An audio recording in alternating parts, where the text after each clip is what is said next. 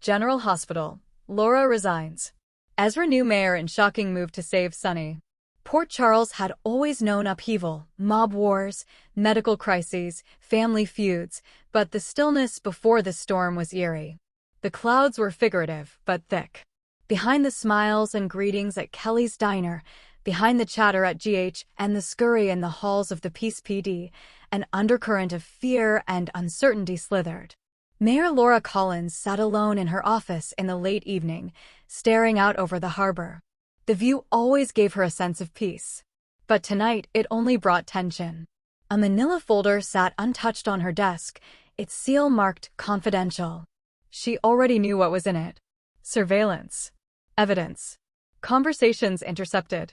A silent war brewing, one that had Sonny Corinthos's name at the center. A knock. "Come in," Laura called softly. Curtis Ashford stepped in, concern written on his face. "You saw the file?" "I did," she said, turning toward him. "I'm afraid it's worse than we thought." Curtis shut the door behind him and stepped forward. "The feds aren't just looking at Sonny anymore, Laura. They're looking at the people protecting him, including you." Ezra Thorne, a name many in Port Charles hadn't heard in over a decade, returned in a sleek black car that glided through the city like a shadow. Ezra was once a political darling, charismatic, visionary, and unafraid to challenge the mob's grip on the city. But his downfall had been swift, a scandal involving campaign funds and a mysterious disappearance. Now he was back. Reformed. Sharpened. Hungry. He arrived at the Savoy quietly but deliberately, drawing stares from the crowd. His dark suit, clean-shaven jawline, and confident stride drew immediate attention.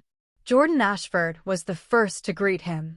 "Ezra Thorne?" she asked warily. He smirked. "Detective Ashford. Still keeping Port Charles together with duct tape and grit, I see. What are you doing here?" she asked. "Let's just say I've got unfinished business in this town," he replied. "And I plan to finish it by becoming the next mayor." Laura met Sonny on the footbridge late at night, the place where so many of their serious conversations had occurred over the years. "You're in trouble, Sonny," she said quietly. Sonny nodded, looking over the water. "So I've heard."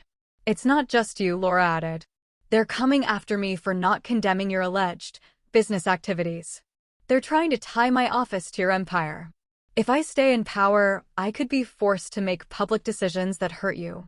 "You're stepping down," he said, turning to her. "It wasn't a question. I'm protecting you the only way I can." He didn't answer right away. "Laura, I never wanted you in the crossfire." She smiled. "You didn't put me there. But I won't let them use me to take you down." The next morning, Laura stood at the steps of City Hall. "I have always put the people of Port Charles first," she began, her voice steady but filled with emotion. "Today, I'm doing that again. I am stepping down as mayor, effective immediately."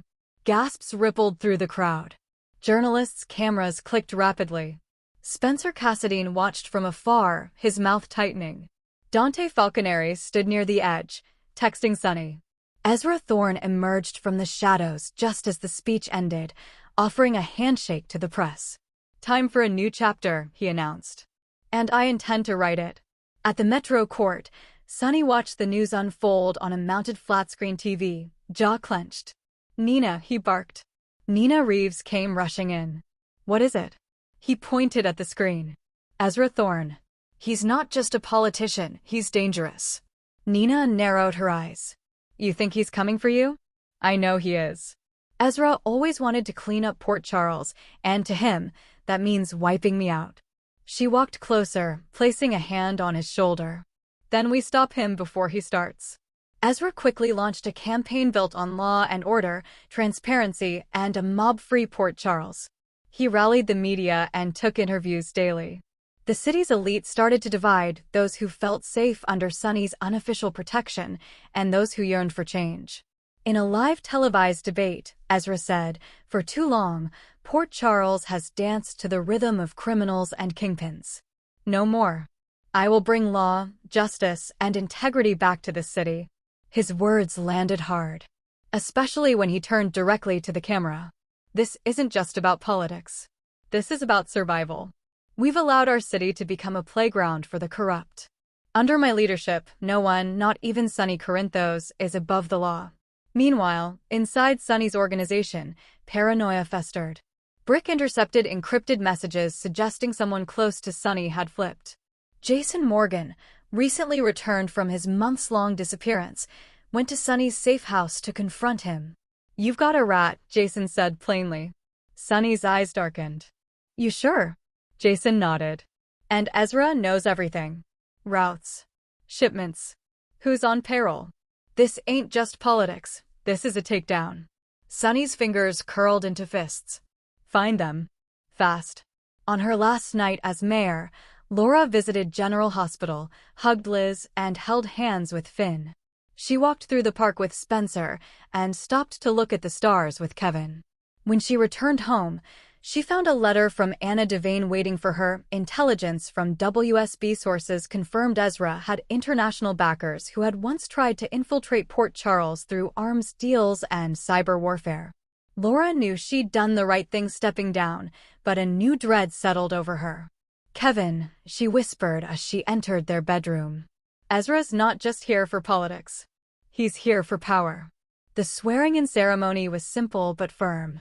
Ezra stood tall as he placed his hand on the Bible, flanked by press, supporters, and a few wary city council members.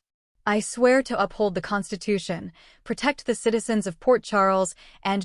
He looked directly at Sonny, who'd shown up unannounced at the back of the crowd. "Even if that corruption wears $1,000 suit." The very next day, police raids swept through Sonny's warehouse on Pier 55.